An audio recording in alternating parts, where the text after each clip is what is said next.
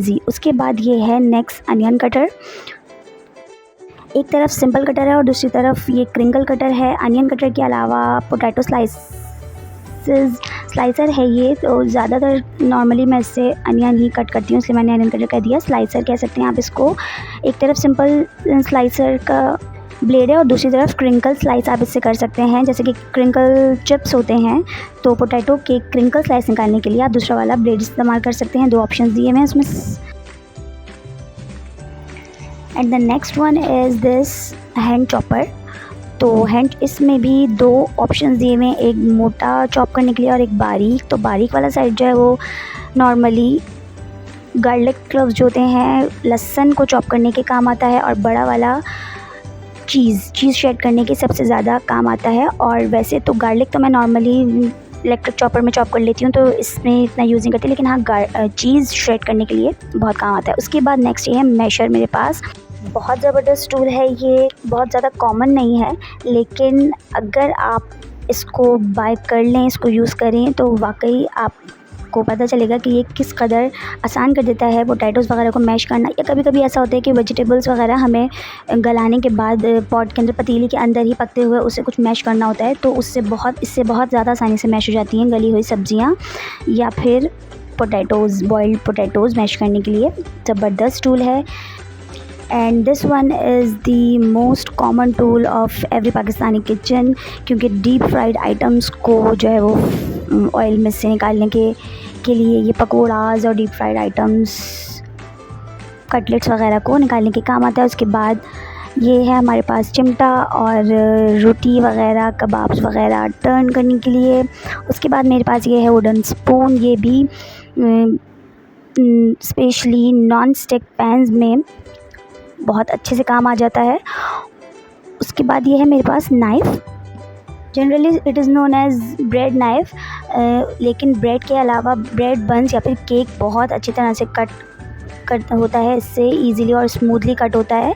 और simple knife और इस नाइफ़ में सिर्फ ये डिफरेंस होता है कि इसके कॉर्नर्स जो है वो थोड़े से इस तरह से कट लगे हुए होते हैं उसके ऊपर, लेकिन ये केक और ब्रेड वगैरह की कटिंग के लिए बहुत बेस्ट वर्क करती है।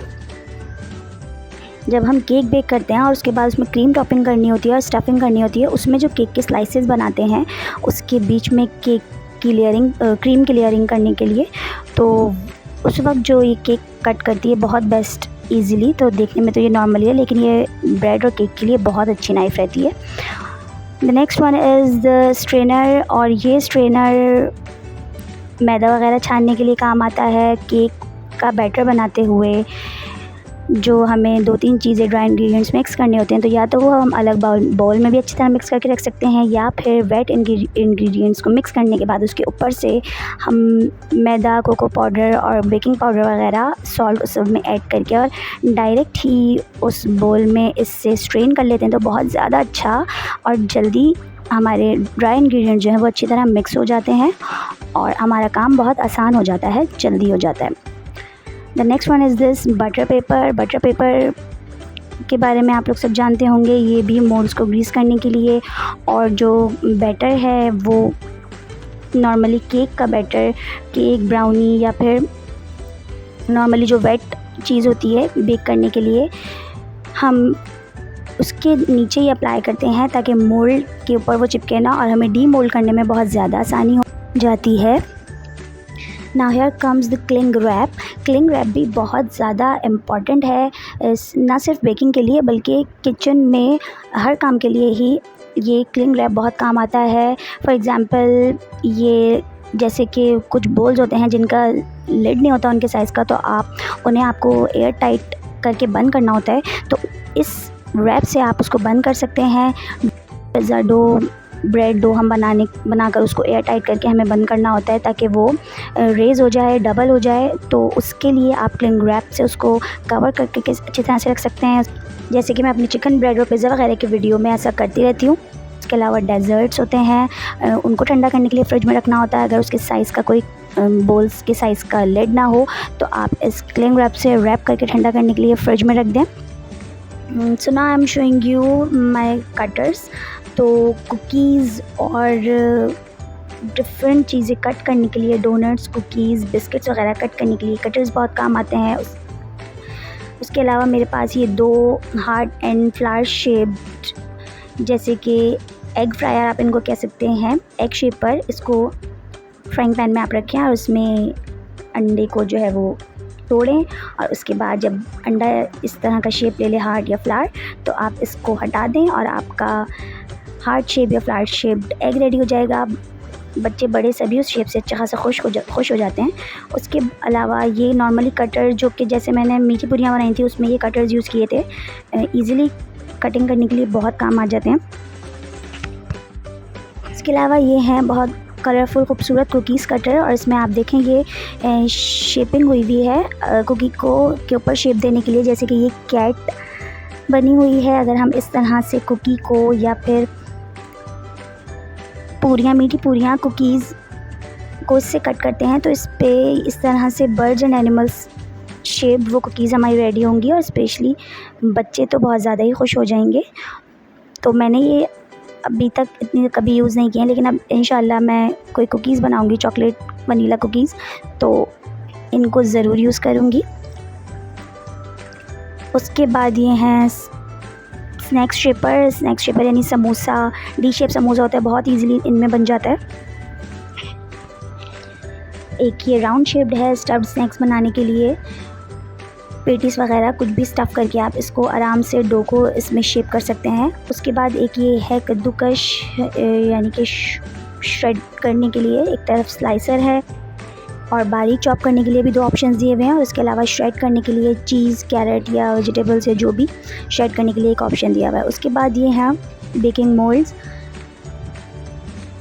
ये 7x7 इंच का स्क्वायर मोल्ड है। उसके बाद ये है थोड़ा फ्लैट है, ये इसमें chicken bread, for example chicken bread आप बहुत परफेक्टली इसमें बेक कर सकते हैं, इसका साइज़ बिल्कुल परफेक्ट है चिकन ब्रेड बनाने के लिए। Now here comes the rectangular shape mould, ये भी बहुत काम आता है। इसके अंदर इसकी रेसिपीज़ बनाकर भी शेयर आपके साथ मैं कर चुकी हूँ, जैसे कि plain cake, vanilla plain tea cake बनाया था, बिल्कुल परफेक्ट साइज़ होता है ये टी केक के लिए। उसके अलावा टर्किश हलवा इसके अंदर मैंने जमाया था, बनाया था, बहुत मज़ेदार टर्किश हलवा, उसकी रेसिपीज़ का लिंक यहाँ पर मेंशन कर रही हूँ।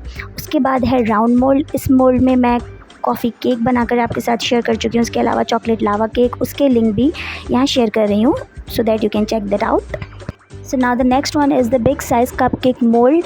इसमें इसी तरह बटर पेपर रखकर मैंने chocolate cupcake mould bake किए थे, और इन पेपर्स की वजह से इन्हें डीमोल्ड करना भी बहुत ही आसान हुआ था। And now here is the most important tool for the cake baking lovers, that is last but not the least, cake turn table, cake decorating turn table. और केक डेकोरेट करने के लिए, क्रीम की टॉपिंग करने के लिए बहुत ही ज़्यादा काम आती है। ये इस तरह आराम से टर्न हो जाती है और स्मूथली क्रीम हम इससे टर्न करके और टॉप और डेकोरेशन कर सकते हैं।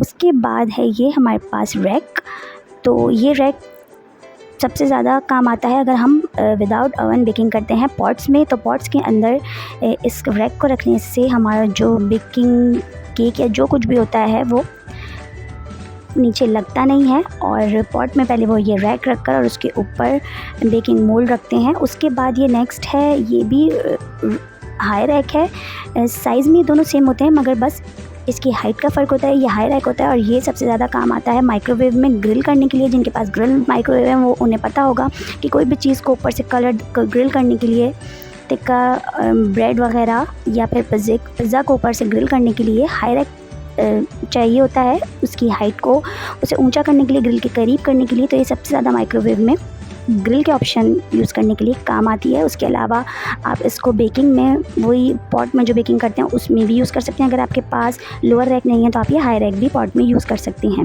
उसके अलावा बेक्ड आइटम्स को कूल डाउन करने के लिए भी ये रैक यूज़ हो सकता है, जैसे कि चिकन ब्रेड, मफ़िन्स वगैरह बेक करने के बाद आप इस पर रख के कूल डाउन करेंगे तो वो नीचे से बिल्कुल सॉगी नहीं होंगे। सो आई होप कि आपके लिए ये वीडियो हेल्पफुल रही हो। मिलते हैं नेक्स्ट वीडियो में। Take care a lot. अल्लाह हाफ़िज़।